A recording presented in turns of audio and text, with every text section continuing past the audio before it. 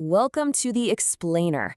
I am absolutely thrilled you're joining us today because we're going to be looking at one of the most drastic, fascinating historical evolutions on the planet. We're exploring the sweeping history of Tibet, but not just the timeline. We're really diving into the dramatic transformation of its core identity. We are going to trace the incredible journey from the ancient, warlike Tibetan Empire all the way to the spiritual state led by the Dalai Lama. Let's just jump right in. When you picture Tibet today, what immediately comes to mind? It's probably peaceful monks, high-altitude monasteries, and a deeply rooted Buddhist culture, right? But what if I told you that over 1,000 years ago, Tibet was actually a massive expanding military empire, one that actively conquered adjacent lands and totally dominated the high plateau? It is a genuinely shocking contrast, and understanding exactly how one became the other is what we're unpacking today. Part 1. Kings of the Empire. Way back, long before Buddhism even arrived, Tibet was guided by the indigenous Bon religion. And according to ancient manuscripts, their early kings weren't just ordinary men. They were considered gods who literally descended from heaven. Take Nyatri Tsenpo, for example. He was a mythological sky god who came down to the sacred mountain Yarlung Dynasty. The story goes that he was so charismatic and physically different that the local Tibetans believed the encounter was entirely fated. Since he couldn't speak their language, he just pointed to the sky to show where he came from. The people were so awestruck that they lifted him onto their necks to carry him, which earned him the name Nyatri Tsenpo, literally, the Neck-Enthroned King. So this Neck-Enthroned King kicks off what's known as the Yarlung Dynasty. These rulers carried titles like Tsenpo, meaning chief or emperor, and Lahaz, which means divine son. This was truly the era of the king on the throne. And these early kings, they definitely weren't passive figureheads. They were the foundation of a hereditary, martial lineage of warlords. They built a society that was fiercely focused on military expansion and conquest, uniting various tribes and setting the stage for a formidable empire that would soon cast a really intimidating shadow over Central Asia. Part 2. The Three Dharma Kings. Moving forward, we have three absolutely pivotal rulers, known as the Dharma Kings. First up is Songtsen Gampo, who took power right around 618 CE. Then we have Trisong Detsen in 755 CE, and finally, Ralpachen, who ruled from around 815 CE. Now, while they were still absolute monarchs and conquerors expanding Tibetan territory, their reigns sequentially introduced and cemented an entirely new cultural foundation for the region. The sheer scale of their impact is just staggering. Songtsen Gampo formally introduced Buddhism and famously sent his minister all the way to India to devise the Tibetan script so they could translate sacred texts. I mean, he gave Tibet its very first written language. He also moved the capital to Lhasa and built the Jokhang and the original Potala Palace. Then you have Trisong Detsen, who helped establish the Nyingma school of Tibetan Buddhism and oversaw the development of traditional Tibetan medicine known as Soa Rigpa. Finally, under Ralpachen, the empire actually grew to its absolute largest territorial extent. So they were kings on a throne of conquest, for sure, yet they were planting the seeds for a society that would become completely devoted to spiritual enlightenment. Part 3. Centuries of Fragmentation. Things take a dark turn in 838 CE. King Ralpachen, the last of those three Dharma kings we just talked about, was brutally murdered by his own younger brother, Long Dharma.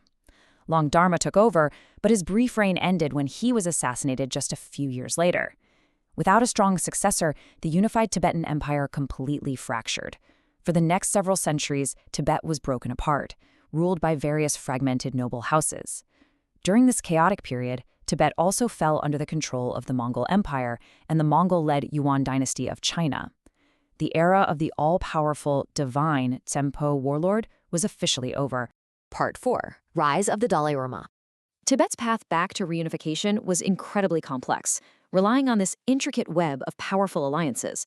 In the 14th century, Tibet effectively became independent again, though it was still ruled by a patchwork of noble houses. Fast forward to the 16th century, and we see a major shift.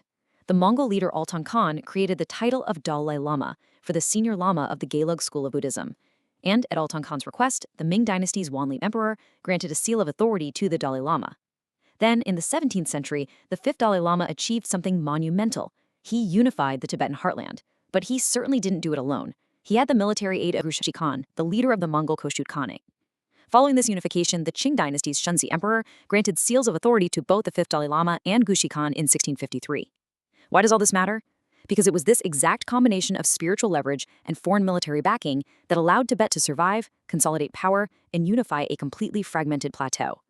As part of these historical recognitions, the Dalai Lama was bestowed an incredibly majestic title, Holiness Knowing Everything Vajradhara. Let's break that down for a second, because it perfectly captures this totally new kind of ruler. Holiness means transcending the ordinary world. Knowing everything is a title reserved for monks who have achieved the highest realization in the exoteric or public teachings of Buddhism, and Vajradhara, which translates to holder of the thunderbolt, is a title for those who have mastered the esoteric or secret tantric teachings. The leader of Tibet was no longer just a divine son of the sky, he was now recognized as the ultimate master of all Buddhist wisdom. Part 5. The Throne of Peace. This right here is the absolute crux of the Tibetan evolution. If you connect the ancient Tibetan Empire with the eventual rise of the Dalai Lama, you essentially get the history of Tibet. Think back to the ancient king on the throne, the Tsenpo. These were hereditary monarchs, hyper-focused on the military, essentially expansionist warlords. They built their authority purely on conquest and a bloodline claiming descent from sky gods. Now, contrast that with the king on the throne of peace, the Dalai Lama, heading what became known as the Ganden Phodrang, or the Lhasa state, established by the fifth Dalai Lama. This new ruler wasn't chosen by bloodline at all, but by reincarnation. He wasn't a military general, but a spiritual head of state, unifying the region not just through force, but through shared religious devotion and the pacifying umbrella of the Gelug school. The Tibetan Empire of the past was intimately connected to this new reality, but the throne of conquest was entirely replaced by a throne of peace. Honestly, nothing symbolizes this whole transformation quite like the Potala Palace. The original structures on this exact site were built by King Songtsen Gampo way back in the 7th century, serving as the capital for ancient conquerors. But 1,000 years later, the 5th Dalai Lama rebuilt the Potala Palace into the towering architectural marvel we know today. He literally took the foundations of the ancient martial empire and rebuilt them into the ultimate spiritual seat of power. It stands as a massive visual bridge between the warlords of the past and the spiritual state of the modern era. So we come back to this big question. How does the society's core identity transform so radically from martial conquerors to spiritual leaders over a single millennium? We've seen how the early kings laid the groundwork, how the introduction of Buddhism planted a seed that somehow outlasted the empire's total collapse, and how shifting alliances ultimately placed a reincarnated spiritual master onto a throne of peace. It really is a testament to the fact that history isn't just about changing borders on a map, it's about the profound evolution of a people's very soul. Thank you so much for joining me for this explainer, and I hope this deep dive leaves you wanting to explore even more of the incredible layers of Tibetan history.